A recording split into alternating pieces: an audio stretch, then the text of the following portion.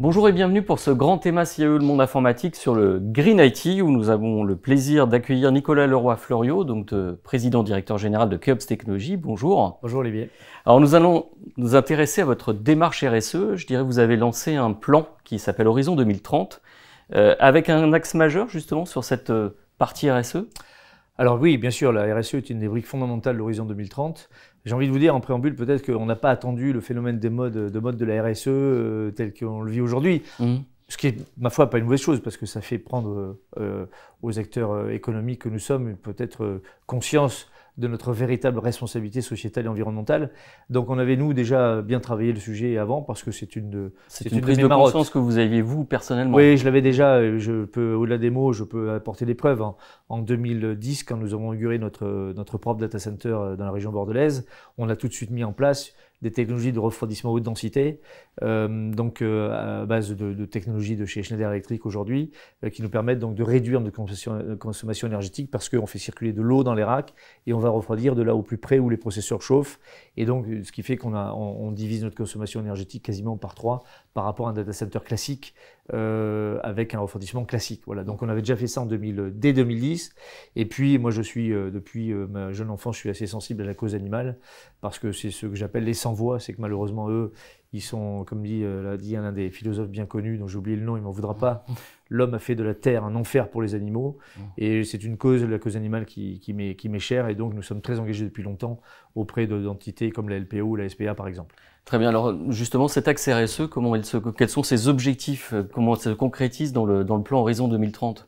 Alors, on a bien dit, Horizon 2030, c'est pas que la RSE, c'est aussi des objectifs de développement, etc. Il y a un axe fort RSE. De nouvelles offres. Mais sur la RSE, il y a plusieurs sujets. D'abord, et là aussi, on avait bien anticipé avant même Horizon 2030, il y a un sujet de prédilection qui concerne déjà les collaborateurs. Vous savez, moi, souvent, j'ai dit RH, ça devrait vouloir dire rendre heureux.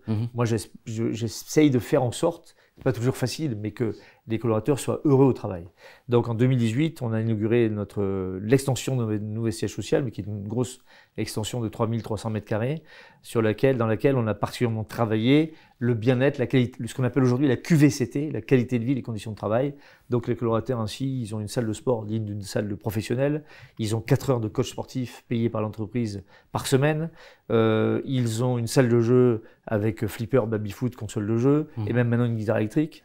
Ils ont des canapés, voilà, on a des canapés, des living rooms. En fait, comme je dis, on apporte du travail à la maison depuis longtemps. Oui. Et bien nous, on essaie d'amener de la maison au travail. Voilà. C'est aussi un élément fort quand on a un marché IT qui est tendu, je dirais, sur le recrutement de talents. C'est un moyen de se différencier. Donc on a des toboggans qui descendent du deuxième et du premier.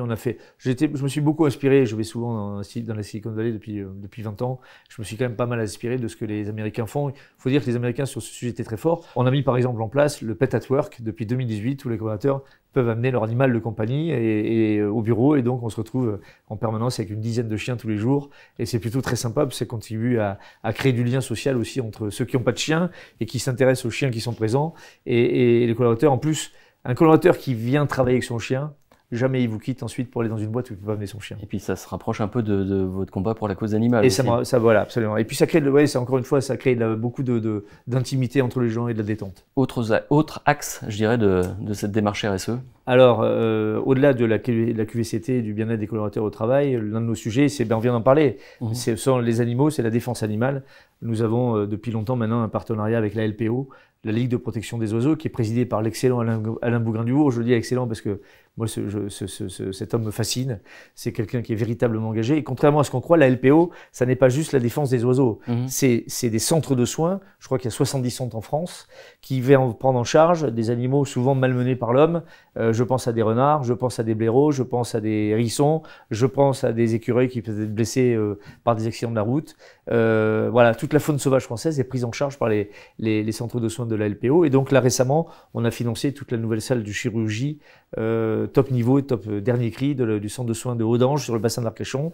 Et puis, on est un des généreux donateurs de la LPO et de la SPA également. Et sur l'aspect, je dirais, inclusion, handicap, des choses sur lesquelles vous pouvez travailler. Oui. Alors évidemment, moi j'ai une sensibilité pour les animaux, mais on ne peut pas être indifférent, notamment, et on l'a vu pendant le confinement, les SDF personne n'avait imaginé ce drame humain qui se joue. Les SDF, quand ils sont dans la rue, qu'il y a le confinement, ils m'ont dit auprès de qui? Personne. Donc on a mis en place, en 2020, on a mis en place l'opération Ticket Restaurant du Cœur. On a proposé aux collaborateurs de donner chaque mois un ou plusieurs tickets restaurants qui ont été remis à deux entités bien connues qui sont le Resto du Cœur et le Secours catholique. Et la société a abondé à 100% les sommes versées. Et là, on a vu la générosité de certains collaborateurs. Certains collaborateurs ont dit, moi, pendant le confinement, j'ai pas besoin de mes tickets restaurants, je vais pas déjeuner à côté de l'entreprise, donc je donne tous mes tickets restaurants. Donc ça nous a permis de verser au total quasiment un peu plus de 120 000 euros à ces deux assos sur les 2020, entre 2020 et 2022. Et là, on vient de financer une merveilleuse association à qui je rends hommage, qui s'appelle Halte 33, qui est présidée par Corinne Seguin, qui se trouve être l'épouse du président de la Chambre de commerce et d'industrie de Bordeaux. C'est la seule association qui accepte les SDF avec des chiens. Et il faut savoir qu'un chien, pour un SDF, c'est toute sa vie. Et s'il ne peut pas aller dans un centre avec son chien, il n'y va pas et il reste dans la rue. Donc là, c'est l'association qui permet d'accueillir des SDF avec des chiens. Ils ont 5 places pour cela et on a financé les 5 places SDF avec chien pour 365 jours pour commencer, ce qui fait déjà une belle somme. Cette démarche RSE est plus qu'une démarche interne de l'entreprise, c'est vraiment une culture d'entreprise que vous avez mis en place. Ça devient de plus en plus une culture d'entreprise. Donc j'ai nommé Mathilde Yvelin à la tête de la RSE, elle était au marketing avant. Elle passe maintenant, elle prend en charge la RSE, qui devient un véritable enjeu. Mais j'ai envie de dire tant mieux, parce que c'est vrai que c'est une tendance aujourd'hui, mais chez nous, c'était finalement, ça s'appelait pas spécialement RSE, mais c'était déjà ancré dans la boîte. Et moi, j'avoue que ça fait partie de mes combats au quotidien. Je suis pas un anti-chasse primaire, mais je n'apprécie pas la façon dont beaucoup de chasseurs se comportent. Je suis assez foudrage qu'on ait maintenu, après les incendies de cet été, qu'on ait maintenu la chasse cet automne, quand bien même, soi-disant, il y a beaucoup de sangliers. Bon, moi, je sais dire, et je sais vous prouver statistiquement et scientifiquement que la surpopulation de sangliers, elle est liée aux chasseurs qui ont fait même des élevages. Aujourd'hui, on crie au loup, parce que le loup vient justement manger des cerfs et des chevreuils et des sangliers, et ben les chasseurs veulent flinguer les loups. Voilà, tout ça, ça fait partie de nos enjeux, et je vous avoue que plus Keops sera puissante et plus Keops sera fort, et plus on mènera ce combat qu'il nous faut mener aujourd'hui en matière de RSE. Alors vous avez fait beaucoup, vous l'avez dit, sur le volet numérique. Qu'est-ce qui reste à faire justement sur les data centers éco-responsables? Quelle est un peu la feuille de route sur le côté numérique qui vous reste encore à faire? Alors c'est un sujet d'actualité, je m'en vais d'ailleurs à Las Vegas samedi pour cela, entre autres. Moi, je pense qu'aujourd'hui, il y a de nouvelles technologies de refroidissement qui vont nous permettre de réduire encore plus la consommation énergétique. Il y a des processeurs de nouvelle génération déjà, qui sont des processeurs basse consommation. Le vrai sujet de consommation énergétique des data centers et donc de l'émission de CO2 qui est induite, c'est le refroidissement. Donc, je vous ai dit qu'il y a 10 ans, en 2010, il y a 12 ans maintenant, 13 ans, on avait mis en place donc du refroidissement de densité. Là maintenant, de plus en plus, je commence à regarder avec mes équipes ce qu'on appelle l'immersion cooling. En l'occurrence, vous imaginez des gros aquariums dans lesquels vous allez plonger donc les serveurs, le stockage. À l'intérieur, c'est une huile à base de carbone, une huile spécifique. Et en fait, il vous suffit juste d'un automate. Un automate, c'est une vulgaire pompe qui va aller faire circuler ce liquide dans un échangeur RR, donc un radiateur de voiture, à l'extérieur. Et donc, c'est quasiment auto-refroidissant. Et il re-rentre et le liquide est refroidi. Et donc, vous avez refroidi tout vos systèmes. Ce qui veut dire une consommation énergétique qui devient, en tout cas, pas epsilonesque, bien sûr, mais en tout cas qui est encore singulièrement réduite, puisque on devrait encore pouvoir la rediviser par 3. Et donc, on regarde ça de près. Il faut que Hewlett-Packard, entre autres, Hewlett-Packard Enterprise, Dell, Lenovo, soient prêts à accueillir ce type de technologie, mais je crois savoir que ça va aller très vite. Dernier mot, vous montez de plus en plus dans la couche applicative. Vous avez lancé il y a peu une offre de souveraineté de messagerie qui s'appelle Mail in France. Est-ce que justement, il faut de plus en plus mettre de fonctionnalités éco-responsables pour un peu, je dirais, pas freiner, mais d'avoir une certaine sobriété numérique sur les usages? Oui, ça devient clairement une tendance forte des RFI, des Requests for Information ou des cahiers des charges.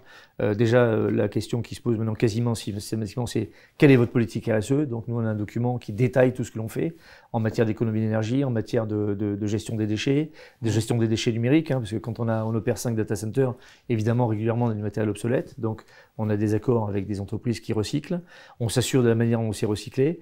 Et oui, au-delà de ça, donc je vous ai parlé de refroidissement refroidissement, d'immersion cooling. On ira de plus en plus vers tout ce qui va consister à consommer de moins en moins d'énergie.